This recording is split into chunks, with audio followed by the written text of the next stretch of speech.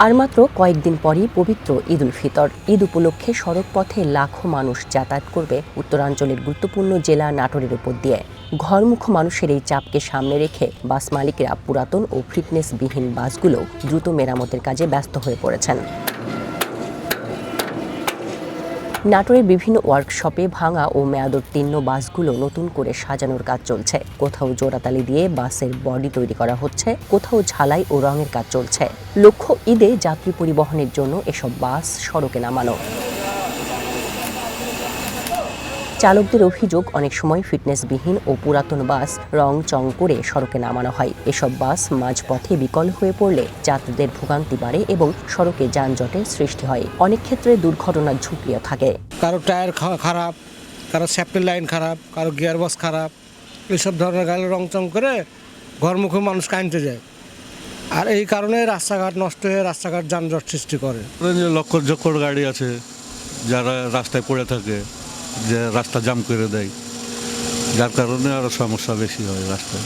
অন্যদিকে যাত্রীরা বলছেন ঈদে নিরাপদে বাড়ি ফিরতে চান তারা। তাই বাস মালিকদের কাছে তাদের অনুরোধ, ফিটনেসবিহীন যানবাহন যেন মহাসড়কে না নামানো হয়। বাস মালিকদের কাছে একটাই অনুরোধ, যাতে তারা ফিটনেসবিহীন গাড়িগুলো রোডে না ছাড়ে। ফিটনেসবিহীন গাড়িগুলো রোডে যাওয়ার কারণে যানজট হয়, অ্যাক্সিডেন্টের সম্ভাবনা থাকে। রোডে যখন একটা গাড়ি রাস্তায় নষ্ট হয়ে যায় তখন তাদের যাত্রী নিয়ে ভোগান্তিতে থাকে। এদিকে ওয়ার্কশপ মিস্ত্রিরা জানান, অনেক বাস মালিক পুরাতন গাড়ি মেরামত করে নতুন কাগজপত্র ঠিকঠাক করে সড়কে নামানোর প্রস্তুতি নিচ্ছেন। খারাপ অবস্থা আসলো, এখন হয়েছে মেরামত করা হয়েছে।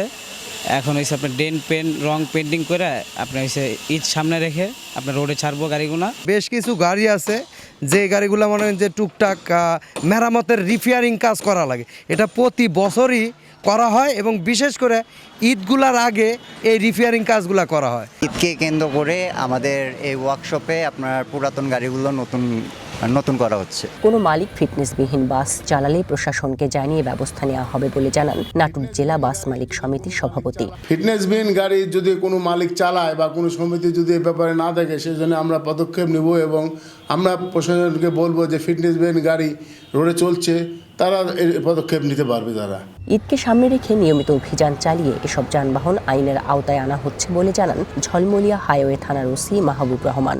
আসন্ন ঈদ উপলক্ষে ঝলমলিয়া হাইওয়ে থানার পক্ষ থেকে বিশেষ করে ফিটনেসবিহীন এবং লক্ষ্যজকর বাসের বিরুদ্ধে অলরেডি আমরা চেকপোস্ট শুরু করছি এবং এগুলো আইনের আওতায় আনতেছি এবং ঈদে ঘরমুখী মানুষ যেন নির্বিঘ্নে বাসায় ফিরতে পারে, এজন্য আমরা বিভিন্ন পয়েন্টে যেখানে যানজট হতে পারে এই ধরনের পয়েন্টে আমরা পিকেট ডিউটি রাখছি। ঈদ সামনে রেখে দূরপাল্লার গাড়িগুলো হোক যথেষ্ট মানসম্মত, ফিটনেসবিহীন কোনো বাস যেন কারো জীবন হন্তারুক না হয়, এমনটাই আশা সাধারণ যাত্রীদের। One national desk.